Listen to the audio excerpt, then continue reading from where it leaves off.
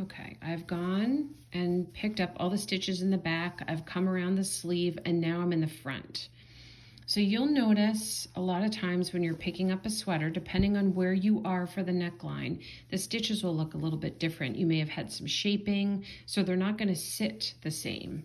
So I'm very happy with how the sleeve came out, but now that I'm coming to the front, the slope, and then the actual straight edge, there's a little bit of a gap between the stitches and this top line here. So by just continuing to pick up under these two, I'm going to get a pretty big hole across the front, which I don't want. So what I've done is I've changed how I'm picking up. So this is something that you kind of have to experiment, and what I mean by being patient, because I'm able to just take this apart one stitch by one if I'm not happy with how, like there's a gap right here, I'm not happy with that.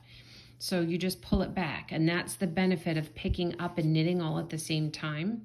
So I'm noticing that there's a change right in here where these two stitches that we've been using, these two top legs, it creates a pretty big hole. So what I'm gonna do is go in down below. So this is gonna be picking up down here and pulling through and pulling tight will give me a cleaner stitch. And this is all going to be salvage in the back anyway. You're building from here up your collar, so no one's going to see this part anyway. So it's more important to take your time to figure out where picking up creates the most clean edge. So I don't want to go under these two legs again. I'm going to go through down here. So you go in here, you pick up, or if this is easier to see, you go in here and you go around just like you're knitting and you pull that stitch up.